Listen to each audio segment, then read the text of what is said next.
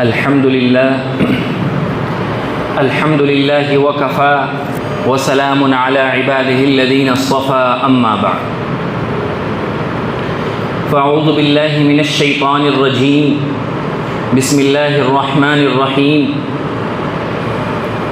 خيركم من تعلم القرآن وعلمه أو كما قال عليه الصلاة والسلام۔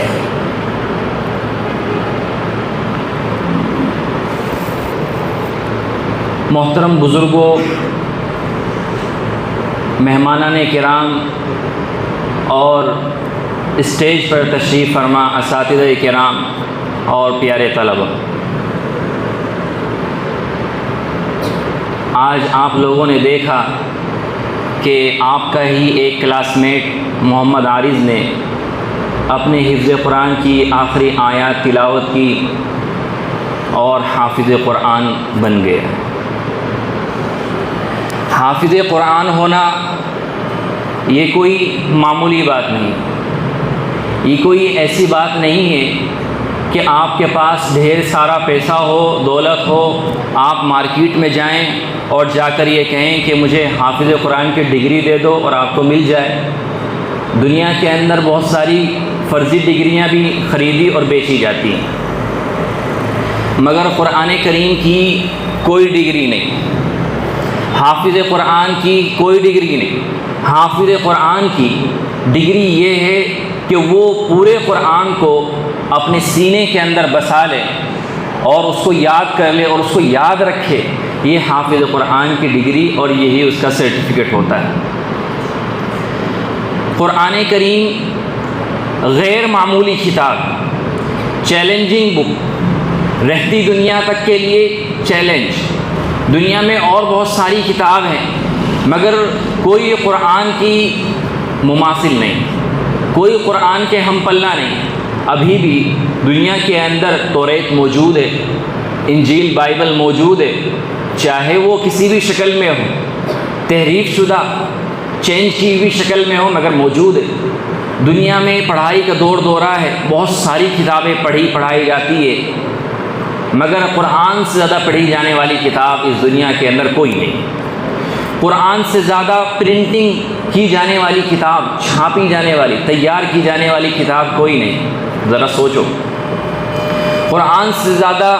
خریدی جانے والی، فروخت کی جانے والی، ہدیے کی شکل میں دی جانے والی کتاب کوئی کتاب نہیں۔ قرآن کریم کی یہی مقبولیت ہے، اسی لیے اللہ رب العزت نے قرآن کو نازل کرتے ہوئے یہ کہہ دیا تھا انا نحن نزلنا الذکر وانا لہ لحافظون، کہ ہم نے ہی اس قرآن کو نازل کیا ہے اور ہم اس کی حفاظت کریں۔ آج تو ترقی کا دور ہے، ٹیکنالوجی کا دور ہے، آج دنیا پروگریس کر رہی ہے، ڈیولپ کر رہی ہے، ٹیکنالوجی عروج پر ہے۔ آج چیٹ جی پی ٹی کا، اے آئی، آرٹیفیشل انٹیلیجنس کا دور ہے۔ آپ آرٹیفیشل انٹیلیجنس سے کسی بھی طرح کی ہیلپ لے سکتے ہیں، آپ کسی بھی طرح کا اس سے آرٹیکل، پوئٹری، لٹریچر تیار کر سکتے ہیں، مگر آپ اس کے ذریعے قرآن تیار نہیں کر سکتے۔ آپ اگر اے آئی سے یہ کوشچن کریں گے، یہ ڈیمانڈ کریں گے کہ مجھے قرآن جیسی کتاب بنا کر دیجیے، قرآن جیسی آیت بنا کر دیجیے، تو وہ یہ کہہ دے گا I can't ability to create some verses like Quran verse, کہ میرے اندر یہ ایبلٹی، یہ صلاحیت نہیں ہے کہ میں قرآن جیسی آیت بنا کر پیش کر دوں یا قرآن بنا دوں۔ یہی قرآن کریم کی مقبولیت ہے، اسی لیے اللہ رب العزت نے قرآن میں کہہ دیا کہ ہم نے ہی قرآن کو نازل کیا اور ہم ہی اس کی حفاظت کریں۔ اتنی معزز کتاب ہو اور کوئی اس کو اپنے سینے کے اندر بسا لے،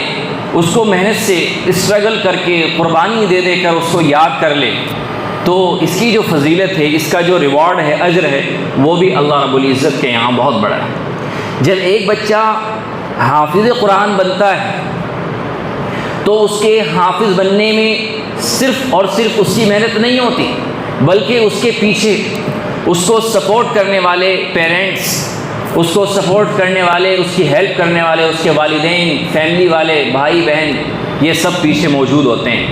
اور اس کا ایک استاد، اس کا ایک نگراں، ایک سرپرست موجود ہوتا ہے جو موقع پر اس کو موٹیویٹ کرتا رہتا ہے، اس کو گائیڈ کرتا رہتا ہے۔ یہ سب لوگوں کی محنت کار فرما ہوتی ہے۔ تو اللہ رب العزت نے سب لوگوں کے لیے اجر کا وعدہ کیا ہے۔ والدین کی، استادوں کی محنت سب سے زیادہ رہتی ہے، تو والدین کے لیے اللہ رب العزت نے اسپیشل اجر تیار کیا ہے۔ حدیث شریف میں یہ آتا ہے کہ کل قیامت کے دن حافظ قرآن کو اللہ رب العزت، حافظ قرآن کے والدین کو اللہ رب العزت ایک اعزازاً ایک ایسا لباس، ایک ایسی ڈریس اور ایک ایسا تاج اس کے سر پر پہنائے گا کہ دنیا کی جو چاند اور سورج ہے، ان کی جو کرنیں ہیں، ان کی جو روشنی ہے، کہ ان کی روشنی بھی اس کے سامنے ماند پڑ جائے گی، پھیکی پڑ جائے گی۔ اتنا اعلیٰ لباس، اتنا اعلیٰ تاج حافظ قرآن کے والدین کو کل قیامت کے دن پہنایا جائے۔ دوسرے لوگ حشر کے میدان میں رش کریں گے کہ بھئی آخر یہ کون لوگ ہیں کہ جن کو اسپیشل پروٹوکول آج دیا جا رہا ہے۔ لوگ تو میدان محشر میں مارے مارے پھر رہے ہیں، پیاس کی وجہ سے لوگ بلبلا رہے ہیں، زبان باہر آ چکی ہے، مگر ایک طرف یہ لوگ ہیں کہ ان کو اسپیشل پروٹوکول دیا جا رہا ہے، عزت اور اعزاز سے نوازا جا رہا ہے۔ تو جب لوگوں کو معلوم ہوگا کہ یہ تو حافظ قرآن کے والدین ہیں تو لوگوں کو رشک آئے۔ آج ایسا ہو سکتا ہے، ایسا پاسبل ہے کہ بعض لوگوں کو حفظ قرآن کی اور حافظ قرآن کی ویلیو کا علم نہ ہو، مگر جیسے ہی آنکھ بند ہوگی موت کا فرشتہ اپنے ساتھ روح کو قبض کر کے لے جائے گا اور برزخ عالم برزخ کا سفر شروع ہوگا، تو فوراً یہ احساس ہو جائے گا کہ وہ جو میں قرآن کریم کی تلاوت کرتا تھا، ایک ایک حرف پڑھتا تھا، تو اس کا اجر کیا ہے، میرا جو بچہ پڑھتا تھا اس کا اجر کیا ہے۔ یہ احساس عالم برزخ یعنی قبر کے اندر پہنچتے ہی ہونا شروع ہو جائے گا۔ حافظ قرآن کے والدین یہ اللہ رب العزت کے یہاں بہت معزز ہے، بہت محترم ہے، اور حفظ قرآن کرنا، قرآن کریم کو سینے کے اندر بسانا یہ کوئی معمولی بات نہیں ہے۔ آپ لوگ ماشاءاللہ بچے بیٹھے ہیں، یہاں پر اساتذہ ہیں، سبھی لوگ ماشاءاللہ حافظ قرآن ہیں۔ ان لوگوں نے قرآن کو حفظ کرتے ہوئے کتنا اسٹرگل کیا، کتنی قربانی دی، کتنا انہوں نے سیکریفائز کیا ہے۔ اور آپ لوگ خود جب حفظ قرآن کر رہے ہیں کیسا محسوس ہوتا ہے کہ کبھی کبھی رات میں نیند آ رہی، مغرب کے بعد نیند آ رہی، مگر سبق یاد کرنا ہے اور پھر صبح میں سنانا ہے۔ کبھی کبھی ایسا ہوا کہ مغرب کے بعد آپ نے سبق یاد کرنا شروع کیا، مگر سبق یاد کمپلیٹ نہیں ہو پایا اور اذان ہو گئی عشاء کی، اب عشاء کی اذان ہو گئی تو نماز پڑھ رہے ہیں، مگر دل میں یہ احساس سے ڈر بیٹھا ہوا ہے کہ ابھی تو سبق یاد نہیں ہوا۔ پوری رات بار بار آنکھ کھل رہی ہے اور آپ اپنے آپ سے وعدہ کر کے سوئے ہیں کہ میں صبح میں جلدی اٹھوں گا اور جو باقی سبق رہ گیا ہے اس کو جلدی جلدی یاد کروں گا۔ رات میں آنکھ کھل رہی ہے، ایک دم فوراً یاد آتا ہے کہ ابھی تو میری 5 لائن باقی ہے، ابھی تو میری 6 لائن باقی، وہ بھی یاد کرنی، یاد نہیں کروں گا تو استاد تنبیہ کریں گے، ناراضگی کا اظہار کریں گے۔ یہ سب ایسا فیل ہوتا رہتا ہے، ایسا تجربہ آپ لوگوں کو محسوس ہوتا رہتا ہے۔ تو یہ بڑی محنت ہے، اور اس کے ساتھ استادوں کی محنت کہ کبھی کبھی سر میں درد ہے، بخار ہے، کبھی کہیں جانا ہے، اپنا کام آگے پیچھے کر کے استاد پابندی کے ساتھ کلاس میں بیٹھا ہے، آپ کا سبق سن رہا ہے، وہ بھی بڑی محنت ہے۔ آپ ذرا سوچیں، والدین کی بھی بڑی محنت ہے کہ کبھی کبھی طبیعت اٹھنے کا تقاضا نہیں کر رہی، اٹھنا ہی نہیں چاہتی، طبیعت بہتر نہیں ہے، مگر بچہ ہے، اس کو مدرسے بھیجنا ہے، اٹھنا ہے، اس کے لیے ناشتہ تیار کرنا ہے، اس کو چھوڑ کر آنا ہے۔ یہ جو قربانیاں ہیں، یہ قربانیوں کا اجر اللہ تعالیٰ کے نزدیک بہت بڑا ہوگا۔ ہدا بھائی کو آپ سب نے، ہم سب نے دیکھا ہے کہ ہدا بھائی نے اپنے بچے کے لیے ماشاءاللہ کتنی قربانیاں دی، کتنا سیکریفائز کیا ہے۔ بہت سی مرتبہ تو ہدا بھائی نے خود یہاں آ کر اذان دی، وقت سے پہلے آ گئے، ابھی دیکھا کہ اذان نہیں ہوئی تو انہوں نے ماشاءاللہ خود ہی اذان دی، فجر کی اذان۔ ایک طرف بیٹھے ہوئے قرآن کریم کی یہ تلاوت کر رہے ہیں، دوسری طرف عارض بیٹھ کر خود قرآن کریم کا جو سبق ہے نا وہ یاد کر رہا ہے، اور فجر کی نماز کے فوراً بعد سبق سنا رہا ہے۔ یہ قربانیاں ہیں، یہ قربانیاں جو ہیں، جو آدمی اتنی سیکریفائز کر، اسی لیے اللہ رب العزت نے کل قیامت کے دن اسپیشل ریوارڈ تیار کیا ہے کہ حافظ قرآن کے والدین کو اسپیشل پروٹوکول میں ایک ایسا لباس اور ایسا تاج پہنایا جائے گا کہ دنیا کے جو چاند اور سورج ہے کہ اس کی روشنی بھی پھیکی پڑ جائے گی۔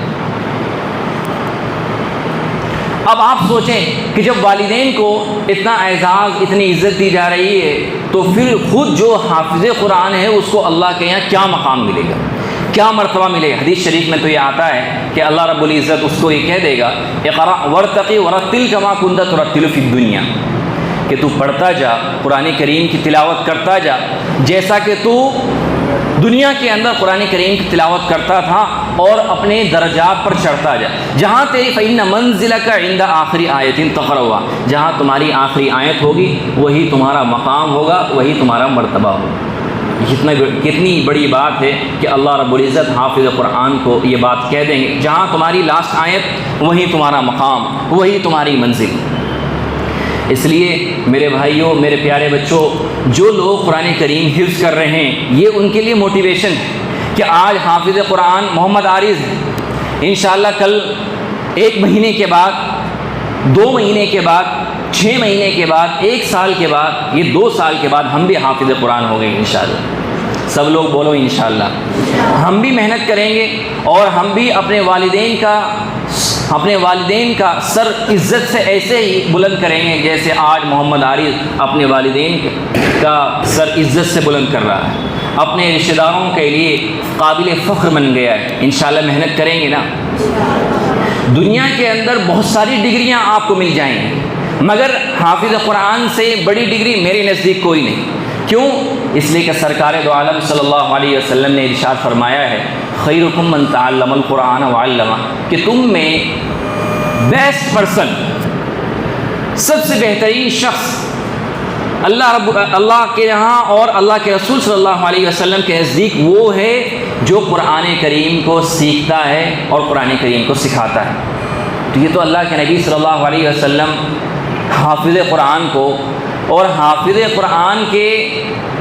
ٹیچرز کو، استادوں کو سرٹیفائی کر رہے ہیں، سرٹیفکیٹ دے رہے ہیں کہ تم سب سے بڑی ڈگری تمہارے پاس، سب سے بڑا مقام اور سب سے بڑا مرتبہ اللہ اور اس کے رسول کے نزدیک حافظ قرآن کا ہے۔ ایک واقعہ میں آپ کو سناتا ہوں اور اپنی بات ختم کر رہا ہوں۔ جب میں خود اسٹوڈنٹ تھا، دارالعلوم دیوبند کے اندر پڑھتا تھا، دھیان سے سنیے گا، آپ کو احساس ہوگا اس کو سن کر کہ جو دین کی جو تعلیم ہے، قرآن کریم کے حفظ کی جو تعلیم ہے، یہ اللہ رب العزت کے یہاں بھی اور اس دنیا کے اندر بھی عزت اور مقام و مرتبے کا ذریعہ ہوتی ہے۔ جب میں دارالعلوم دیوبند میں اسٹڈی کرتا تھا تو ایک مرتبہ میں گھر جا رہا تھا جمعرات کے روز، عصر کے وقت نکلا تو بس سے جا رہا تھا، تو بس میں ایک شخص سے ملاقات ہوئی۔ اس نے مجھ سے معلوم کیا کہ آپ کیا کرتے ہو، تو میں نے اس کو بتایا کہ میں یہیں دارالعلوم دیوبند کے اندر اسٹڈی کرتا ہوں۔ تو اس نے ایک آہ کے ساتھ، ایک تڑپ کے ساتھ یہ بات بولی کہ میں بھی چاہتا ہوں کہ میرے بچے بھی آپ کی طرح حافظ قرآن اور اسی طرح کسی بڑے مدرسے میں جیسے دارالعلوم دیوبند ہے تعلیم حاصل کریں۔ کہ میرا پہلا ایسا مزاج نہیں تھا، میرا پہلے ایسا کوئی ارادہ نہیں تھا، لیکن میری زندگی میں ایک بڑا ایکسیڈنٹ آیا ہے، اس کے بعد میں نے یہ ارادہ کیا ہے کہ میں اپنے بچوں کو قرآن کریم کی تعلیم ضرور دوں گا۔ پھر اس نے اپنا واقعہ سنایا کہ میں تو ایک نارمل مڈل کلاس کا آدمی ہوں، میرا ایک بہت قریبی کلوز فرینڈ ہے، بہت قریبی دوست ہے، کہ اللہ رب العزت نے اس کو بہت پیسہ دیا ہے، لیکن وہ دین سے دور ہے، دین زندگی میں نہیں۔ جمعہ آیا، جمعے کی نماز پڑھ لی، کبھی مسجد میں آنا جانا بھی نہیں ہے، دین کے تعلق سے کوئی ایسا خاص شغف نہیں ہے، شوق نہیں ہے کہ اس نے اپنے بچے کو دنیاوی تعلیم تو دی مگر دینی تعلیم نہیں دی۔ کیوں؟ دینی مزاج ہی نہیں ہے، دینداری ہی نہیں ہے گھر میں۔ پیسہ کافی تھا تو اپنے بچوں کو پرائیویٹ MBBS کرایا، اپنے بڑے بیٹے کو۔ آپ ذرا جانتے ہوں گے کہ آج کل MBBS کی تعلیم کتنی مہنگی، فی الحال 1 کروڑ پلس سے زیادہ MBBS کے لیے خرچ ہو جاتے ہیں۔ یہ بات ہے تقریباً 6 سال پرانی، تو تب بھی تقریباً 75 لاکھ تو خرچ ہی ہو جاتے ہوں گے کم از کم۔ تو اس نے کہا کہ میرے جو دوست ہیں اس نے اپنے بچے کو کالج میں پڑھایا، MBBS کی تعلیم دلوائی، کہ ابھی وہ پریکٹس میں چل رہا تھا کہ پریکٹس مکمل ہونے میں چند مہینے باقی تھے۔ بیچ میں کچھ دن کی چھٹی کے لیے گھر جب آیا تو ویسے ہی شہر کے اندر مارکیٹ سے گزر رہا تھا بلٹ کے ذریعے کہ اچانک سے روڈ پر ایکسیڈنٹ ہوا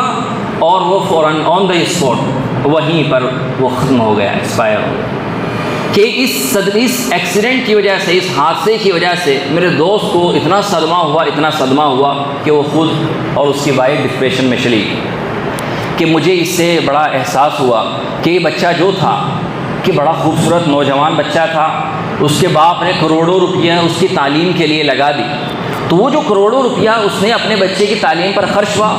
وہ تو سب نشٹ ہو گیا، ضائع ہو گیا۔ وہ 1 کروڑ روپیہ باقی رہا،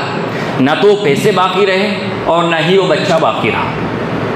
میں نے اس کو یہ بات کہی، میں نے کہا آپ ذرا سوچیں کہ مان لیجئے، سپوز کیجئے کہ اگر وہ بچہ کوئی عالم ہوتا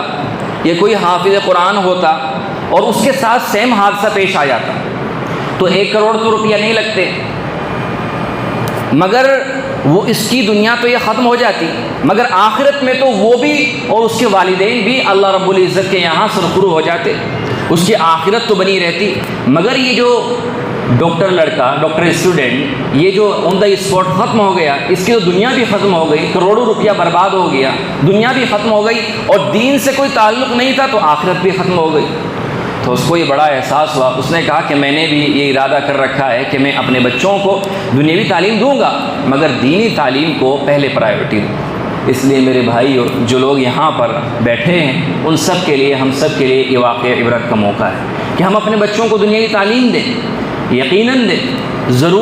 ضروری دیں، مگر اپنے بچوں کو دینی تعلیم سے، قرآن اور حدیث کی تعلیم سے نہ آشنا نہ رکھیں۔ قرآن اور حدیث کی تعلیم سے اگر نہ آشنا رکھیں گے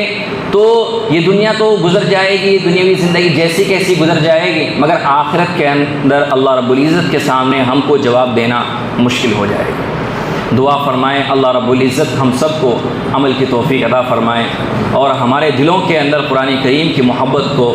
اور زیادہ مضبوط فرمائیں۔ میں محمد عارض کو اور